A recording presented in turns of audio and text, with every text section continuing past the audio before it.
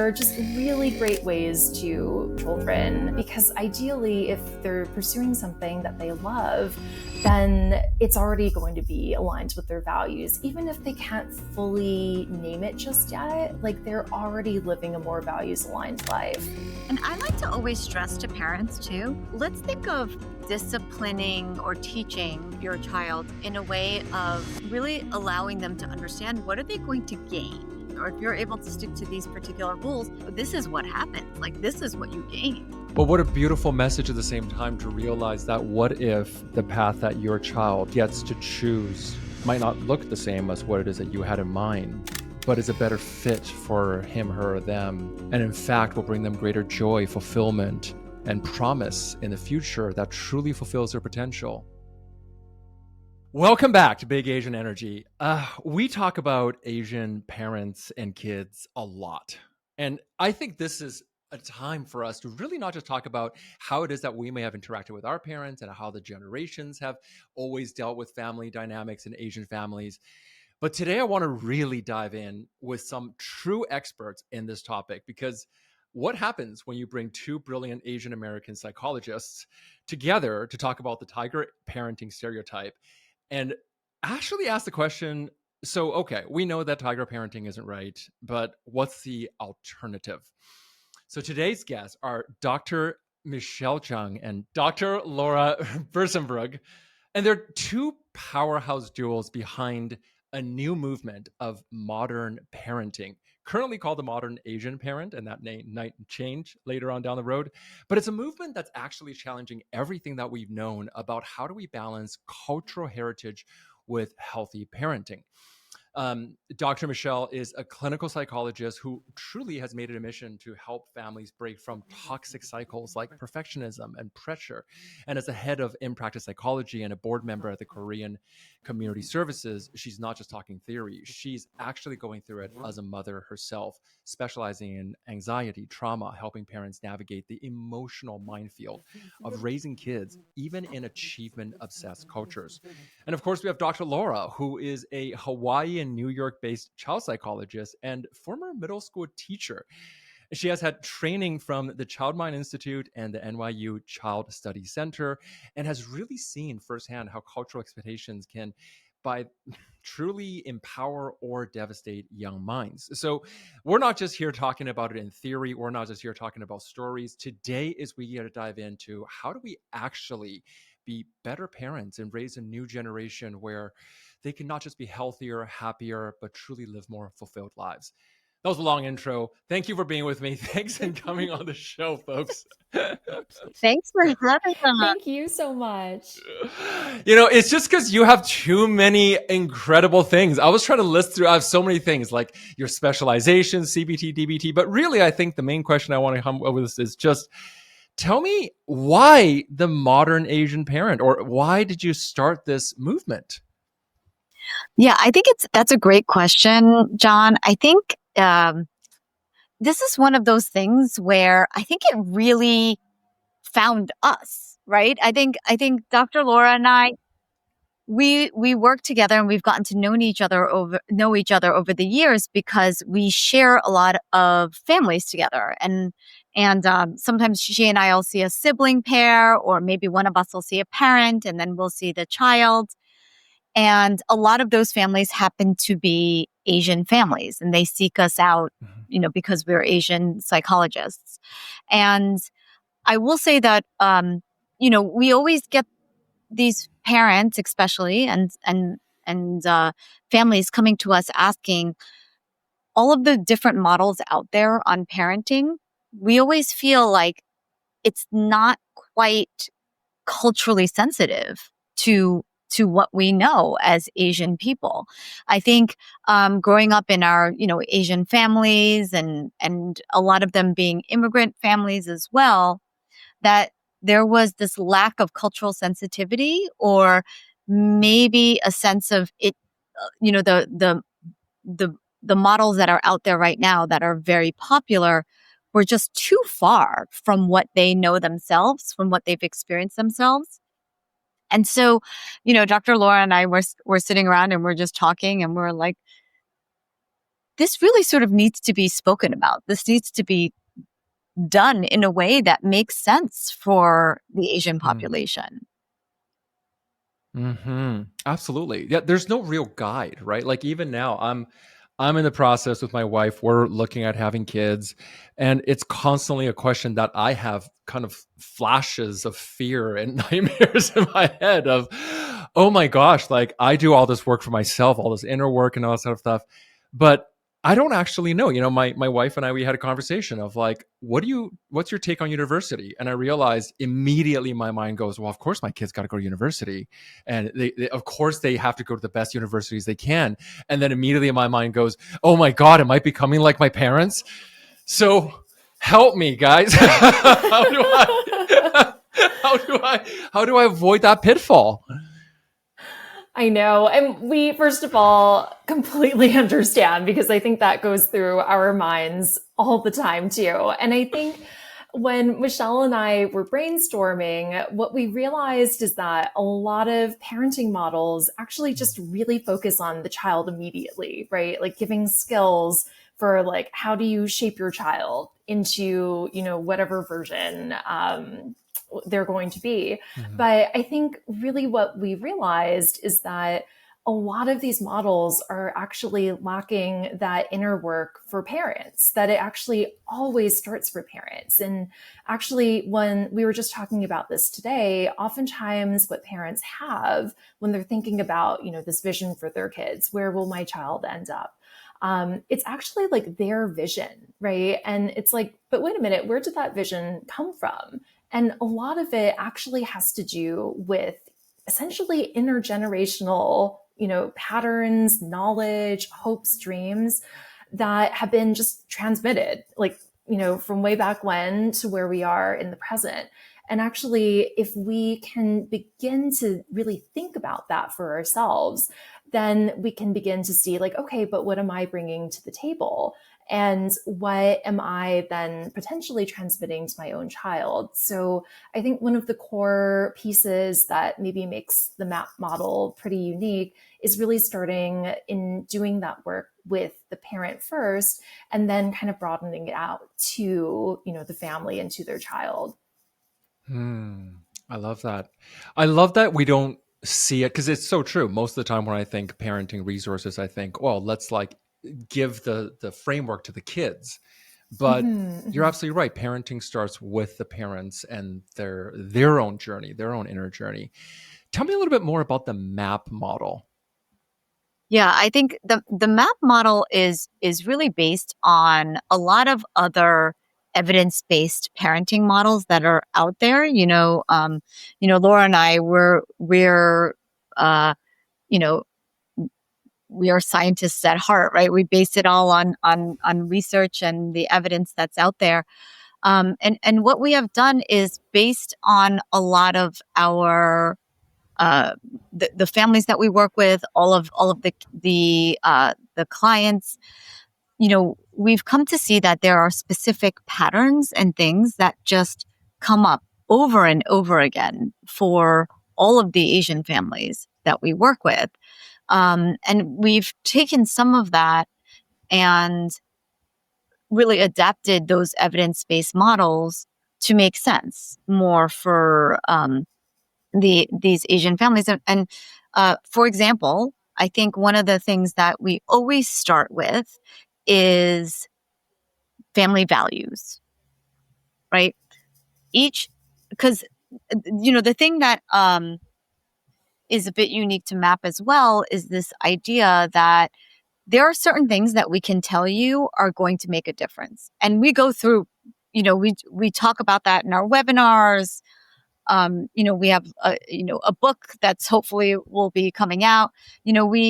We go through all of those super concrete skills, but there's no one size fits all model, right? And so it's really based on what are your core values as a parent?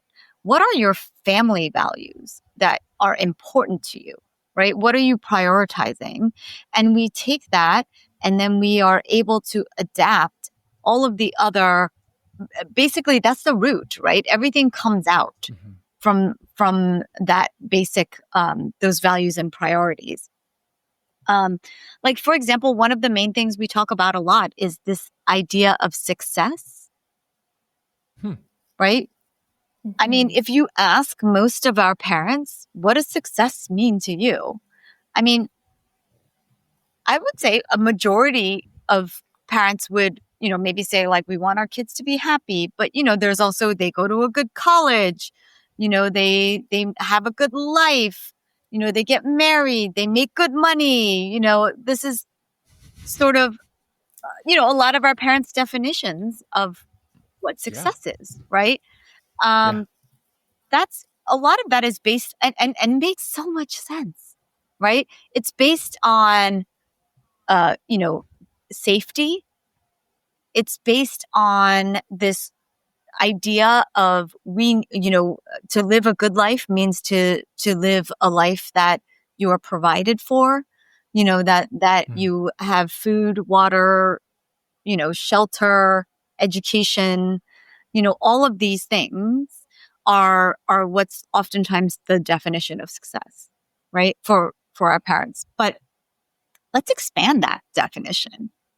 What could that look like for our next generation, right?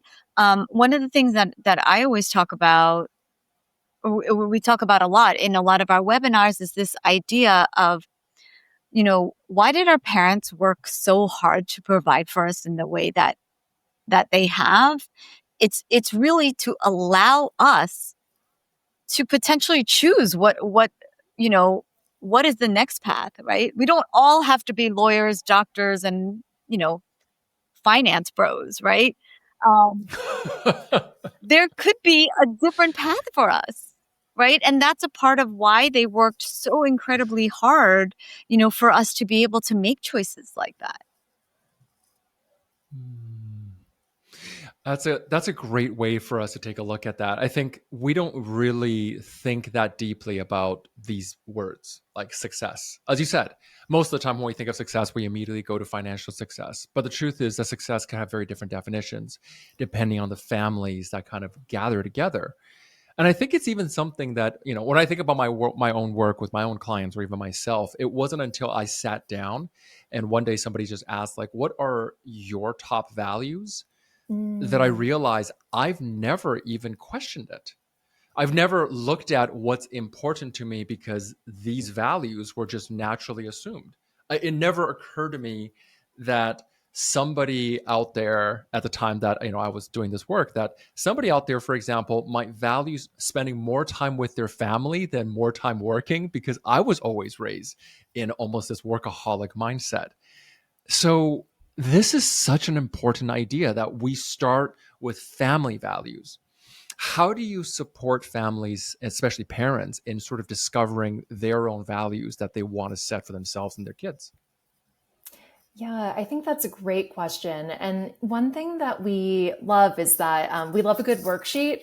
As evidence-based psychologists, we are, worksheets are kind of our bread and butter. So we actually have been using family values worksheets all the time in our individual practices, then realize, like, why don't we just put our worksheets together and create one super worksheet? And so we actually, just to put a little plug, have it for free on their website. But what it has there is just a prompt, which is, just think about your family. Sit down and take some time with your child. And the beauty of this is that you can even do it with the littles. Like, even little kids can really kind of think about their values. And then we just encourage parents to get curious. The worksheet has a list of just different values, be it patience or fun or being together. And we encourage parents to just kind of highlight each one that really resonates to them, and then to start narrowing it down together to our top 10 and then our top 5 values. And one thing that I love asking parents to do is to think about, how do I define that value? So fun can mean a lot of different things for a lot of different families. And what does fun look like in our family? And then there are two follow-up questions. How is our family already living by this value? Do we, on weekends, try to make sure that we do one thing outside of the house that will bring joy to all of the members? And then what's a few ways, or what's one way that you can live more by this value? So really prompting parents to be reflective, thoughtful, and also thinking about it in an action-oriented way.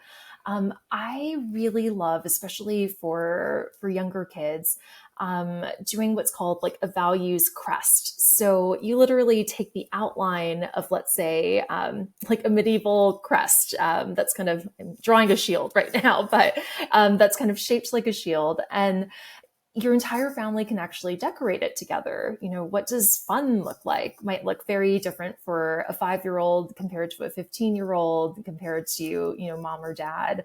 And for older kids or teens, sometimes, they like getting creative with it. So making like vision boards, or even like manifesting is a big thing. So like creating some type of like manifest board. So there's a lot of different ways to get creative and kind of bring the family together. You know what I love to ask a client when they're doing the value sheet is to look back at, the top 10 that they picked, and to ask yourself, are these actual values, or are they values you think that should be valued? Because, people will always say, there's easy ones like kindness. I think everyone can say, yes, that's something that we should do, right? We should be kind. We should value that. But it's kind of like, okay, how much of, what does that look like? Do you think about kindness every day, and like how you're being, and maybe they do, and that would be great. But, it might come out more like a should, compared to when you have to narrow it down to that 10 or 5 of them. That's a really good point, right? Like there's values that we all want our kids to have, but really, if again, I'm thinking from the parent's perspective, how much time do I really have to demonstrate that value? Because it's not about what we say, it's about what we do. Do we go volunteering on the weekends? Yes. Do we have projects where we learn about the, diversity and people who are struggling around the world that we may not encounter on a day-to-day basis? And how do we teach that empathy? Because unless we experience it as parents, our kids are unlikely going to understand it through just these very vague concepts. Oh, absolutely. There's something, I'm going through, by the way, if you're listening to this and you haven't yet followed their Substack yet, go check it out. It's themodernasianparent.substack. And I'm reading this post in the background, and it's called, "But They Could Have Been a Doctor. ... Reconciling disappointment when your child doesn't choose a stable career path." This caught my eye immediately because, of course, one, I'm not a doctor, so I'm still trying to make it up to my parents for that. And two, I get that. What? You are a doctor, Laura. That's true. That's true. Yes. You can't say that. That's true. I take it back. My mom is listening in the background going like side-eyeing me. Well, you have doctors on your show.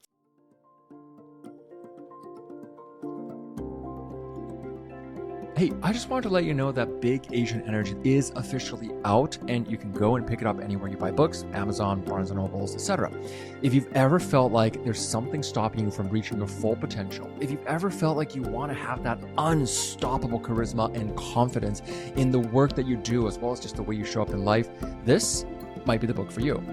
It is a book that is jam-packed with research studies, advice, case studies, stories, and of course, so many different techniques and takeaways, including communication, as well as mindset, as well as confidence, and all the other topics out there. It just won one of the best books of 2025 on Amazon. So if you haven't checked it out yet, go take a look. And finally, if you have a few seconds, can I also ask you to leave a quick review for Big Asian Energy? It not only means the world to us to hear from you, but more importantly, it does absolutely help us in reaching more audiences. I hope you're having an amazing day, and thanks again.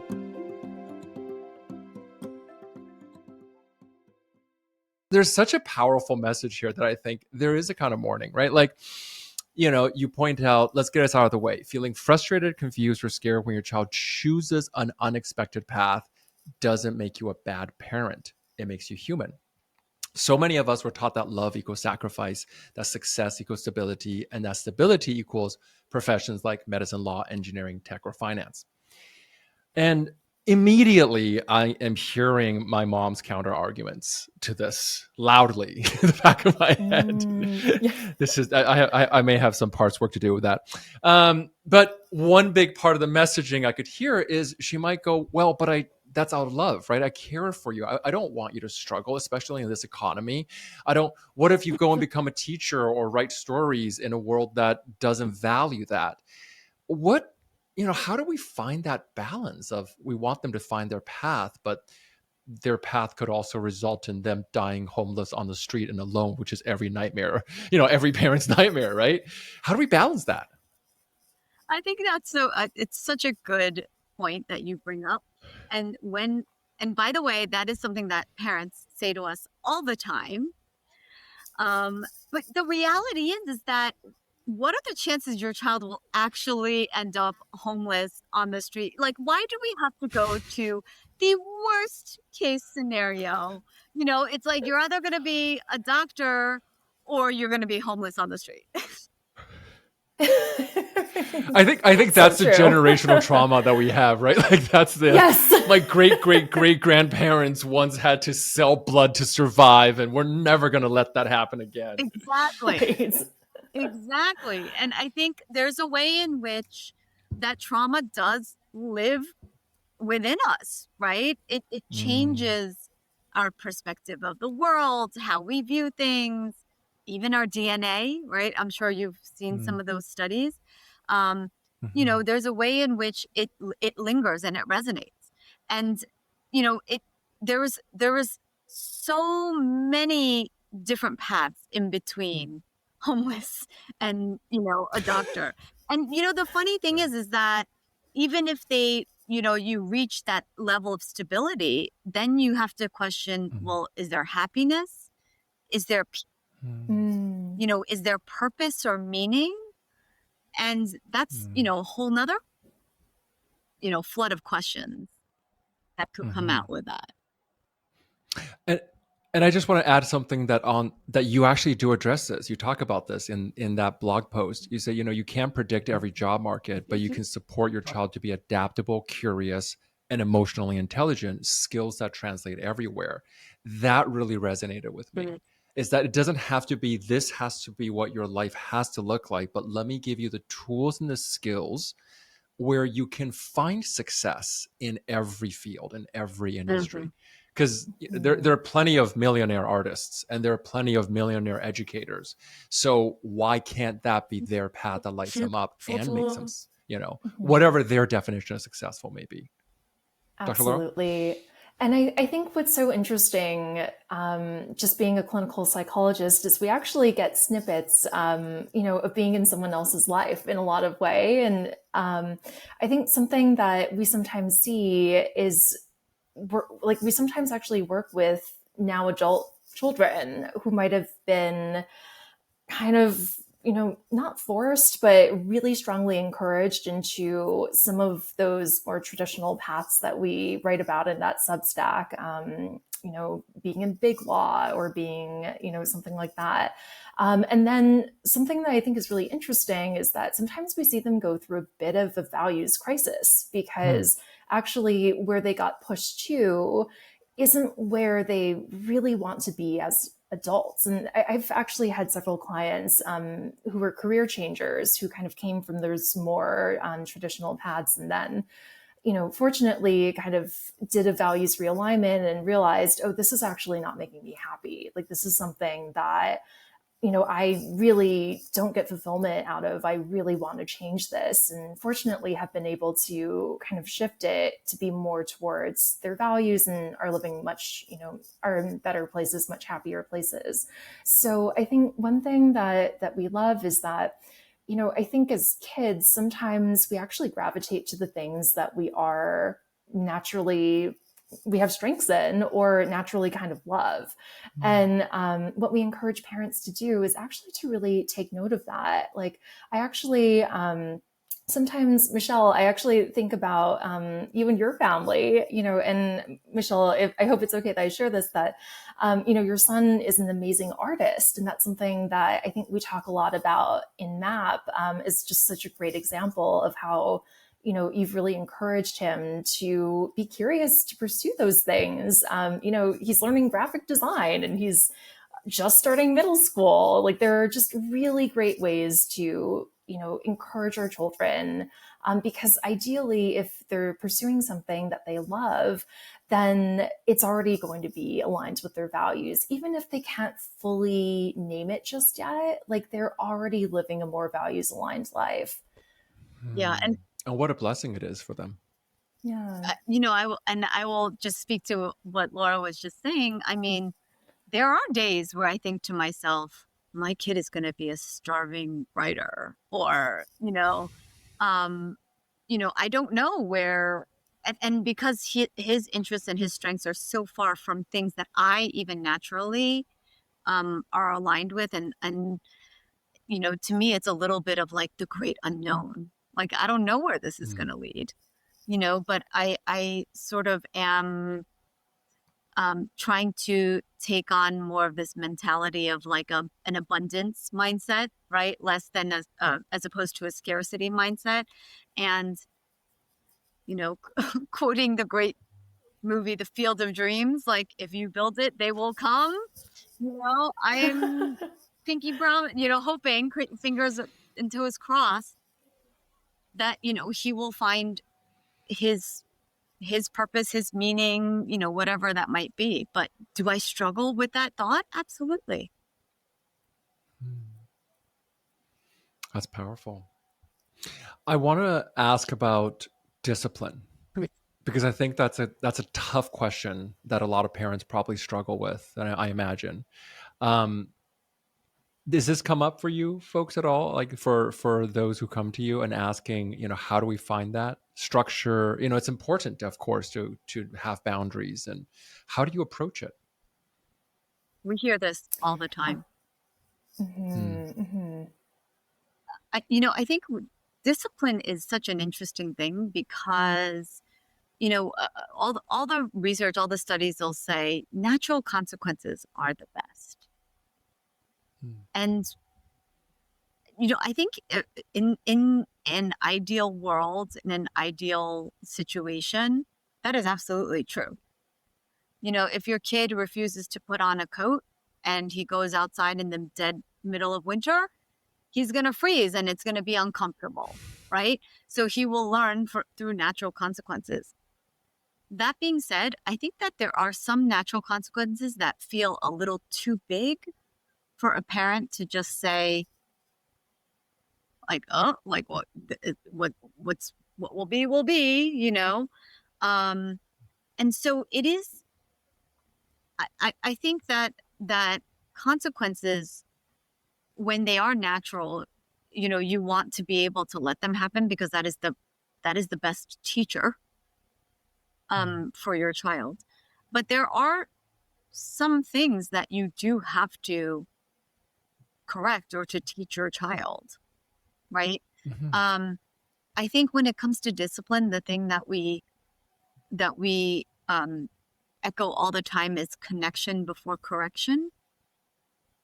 Want to make sure that your child understands that you are correcting, not necessarily disciplining, but you're teaching, you're correcting, but you're doing that out of a loving space, not out of an angry space, not out of frustration, but you're doing it from a loving place where you're trying to teach and to, help them learn in that situation.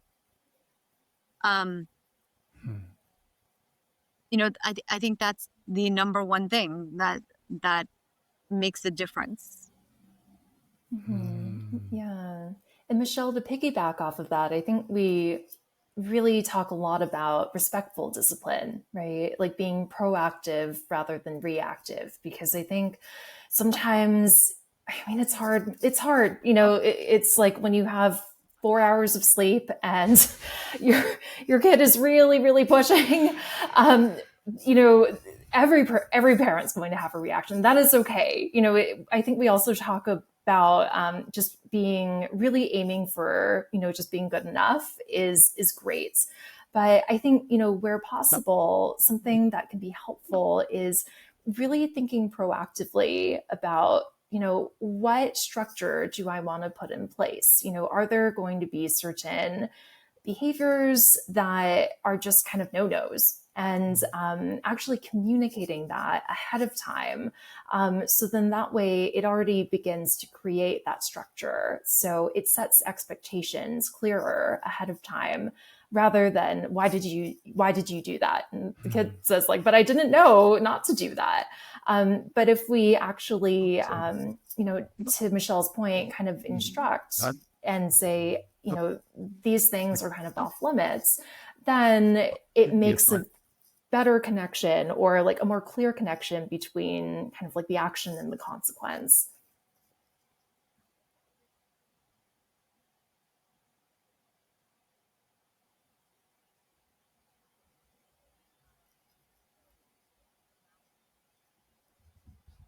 Mm-hmm.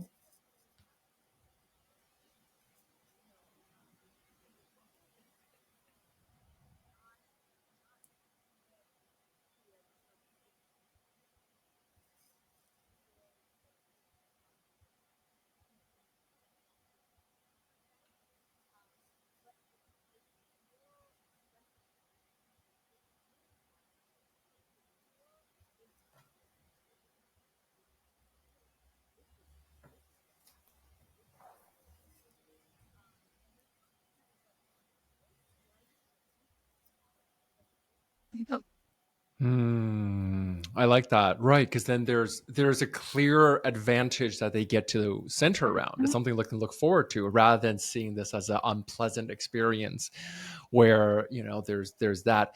I'm just going to once again, people, if you're listening to this and you're a parent or you're looking to become one, check out the Modern Asian Parents list of resources. It's on their website. They have there's dozens and dozens of so many different worksheets, like pride skills for parents of teenagers and how do you actually discuss these things. There's so many different resources here that can be done with the family. So if you're listening to this and it becomes a little bit hard to conceptualize, I think this is a really great place to find so many different valuable things. So I'm just giving you folks a shout out because I know you're too humble to do it yourself. Oh, thank you. That's so kind. Now, you have worked with so many different parents over the years. I'm curious to hear, were there any standout stories that left an impression on you that you'd be willing to share? So, I feel like so many of them actually. I know. I'm kind of like going through my mental database of them. I think the question I love around this is because I think that when we hear the struggles of other parents, um, whether relatable or not, it gives us more understanding and permission almost to allow ourselves to be imperfect. So I think these are the challenges that I'm curious about is, have you encountered stories in which a parent perhaps comes with you with a obviously I don't like wording like problem children because that's not how it is, but let's say challenges that the parents didn't know how to deal with a child. I there is one story that stands out in my mind, and it's actually more this stands out because of the parting words that the parent had said during our last session. And the parting words that this particular mom had said to me was, "You have helped me fall in love with my child all over again." Oh. And Oh my God. that, I mean, if you want to talk about trying to hold back tears, and I mean, just truly, it was just, it hit me. It hit me to a different Yeah. level. And the reason that this parent was able to say this is because the child was really struggling in a way that it was really based on a lot of anxiety. And the child was really struggling with a lot of anxiety, a lot of perfectionism, and a lot of like just high expectations for themselves. And when things didn't work out in the way that they had imagined or wanted it to, there were these meltdowns, but they weren't so apparent that's what was happening. It just seemed as if the child was just kind of throwing a temper tantrum, or taking something small and then creating a big reaction to it, and frankly was disrupting the family dynamic and just the way things were going, and making it difficult for the parent, right?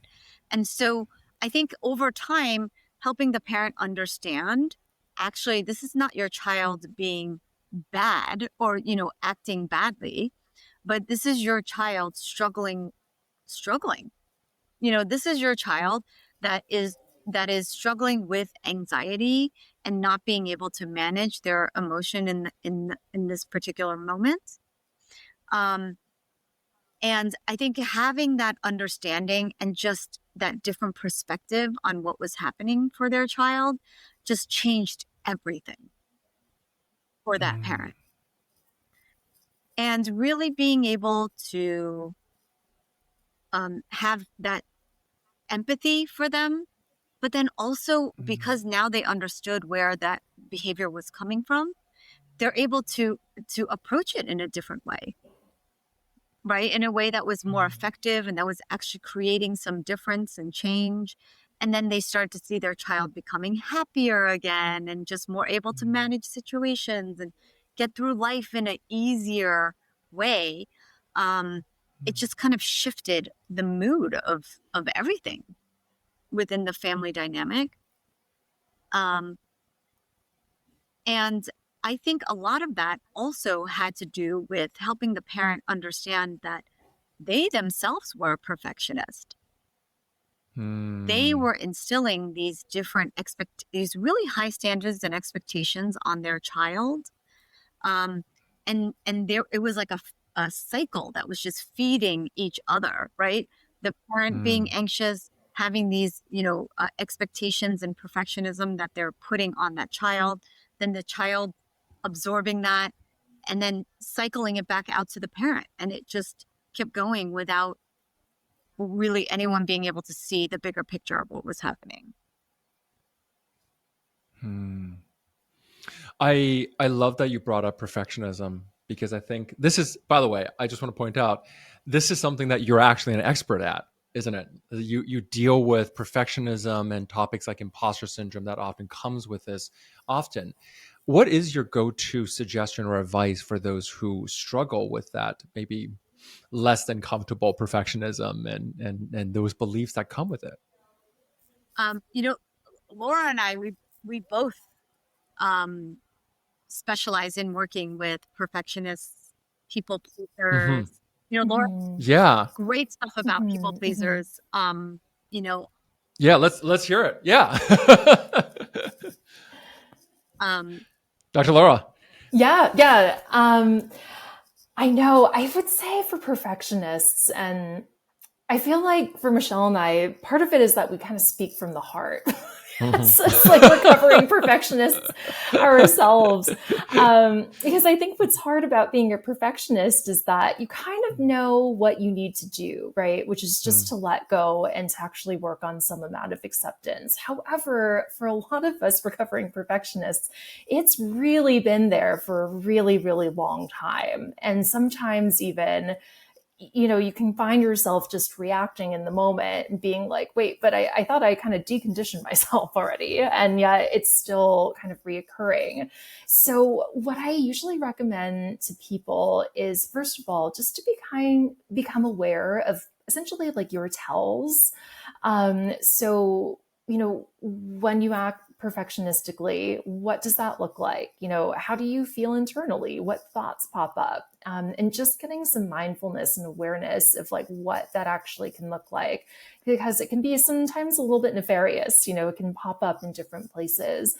And I think like a big thing that I always advise clients is to ask, is that behavior or is that action, is that serving me right now? Like, is this actually serving my bigger purpose? So taking that step back and seeing, okay, if I, really only accept good enough as being the thing that's on the pedestal, is that actually really serving me right now? And a lot of the time it's a no. And so if that's the case, that's actually a way of building motivation to try to do something differently. Like, oh, this actually doesn't really serve me in this moment. So what's something else that can be something that might serve me better? And I think the thing is for perfectionists, if we ask ourselves just to immediately let go of it, it's not going to work. It's going to backfire. So instead, sometimes it's really helpful just to break it down, even to like the smallest step of like, okay, can I tolerate even like a slight change? And it's going to feel uncomfortable. And in evidence-based psychology, we call that doing an exposure. You're doing something that you typically would actually avoid. You're stepping into it. And by doing that, you're actually experiencing some of that discomfort. But the idea is that, by doing that, you get used to the discomfort. And it's like, okay, like I didn't need that thing to be 100% perfect. I was able to tolerate that mistake.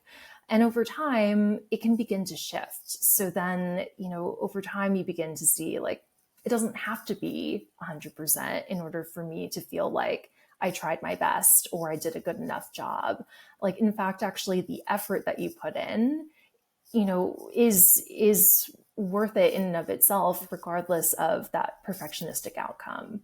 And I think this the other piece I want to add to that is this whole idea of trying to move away from your identity in your achievements, right? I think there's something about that is often lingers with perfectionists, and really being able to shift your identity to broader other things, right? Um, and that's so incredibly important because perfectionists often get stuck on these small little things, right? It's am I writing a perfect email? You know, did I read this this paper 20 times? Because there's always a word that I could choose that's better than the one that I wrote initially, or there's a way I could structure the sentence differently. Or even, lying down at night and going through a conversation that you had with somebody earlier that day, but you're going through different reiterations of how that could have gone or should have gone, or, did it go okay? These are all things that I think a lot of times perfectionists do. And, having that level of a little bit of self-compassion, and then being able to say, I am bigger than just this, being looked at as perfect, or being able to embrace those other identities and parts of yourself, and being okay with a little bit of vulnerability. I always say, Right. It's a oh, go on. it's an easing in process. It won't happen overnight.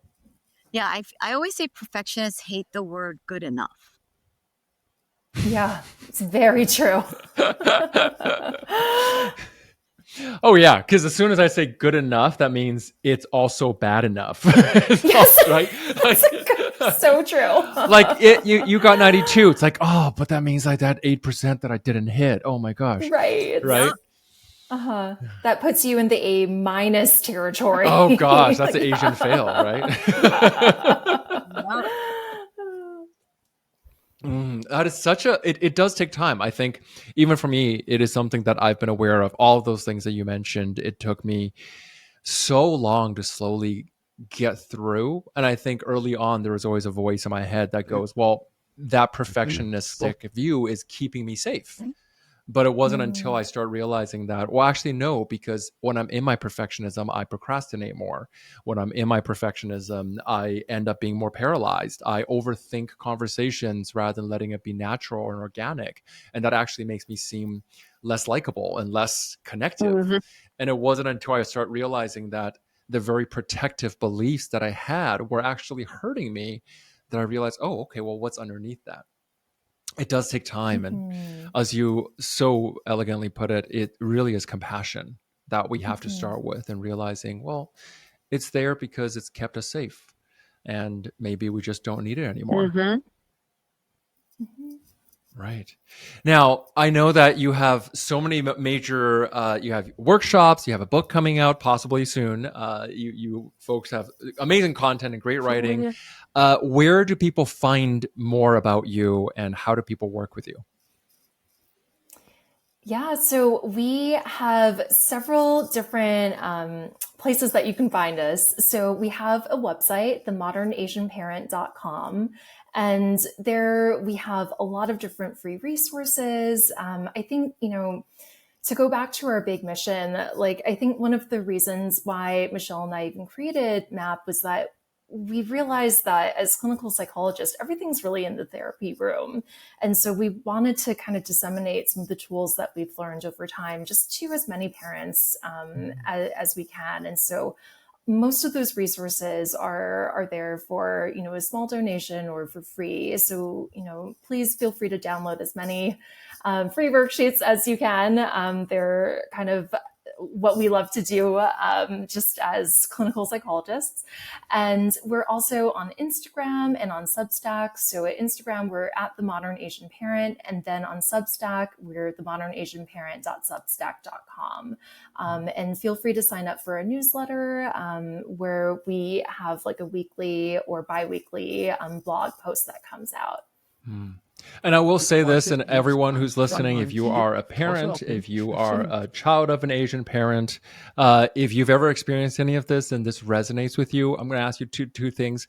Number one is send this, the resources, this episode and the website that you have heard about today on themodernasianparent.com to a friend, to somebody you care about. Share the love, and definitely support this. Because even if you're not a parent, realize that we are on a mission. I mean, we have these incredible humans who are on a mission to essentially end generational trauma. And as much as we could talk about how important it is, this is the work that needs to be done on a daily basis. I do have one more question, which is how, I'm always curious about this. What do people most often come to you for? And what do you think that you would like them to know?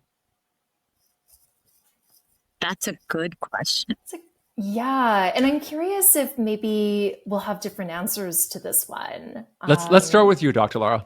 Yeah, so a lot of times I have parents or teenagers actually themselves kind of self-advocating, coming because they're feeling really, really stressed. And, I think that's one of the big things that we see kind of clinically, but as well as at MAP, that parents will oftentimes say, my child, my teenager is really stressed out and I don't really know how to help them. Or the teenager might say, like, I have like 50 things I have to do today in 2 hours and I'm really stressed out.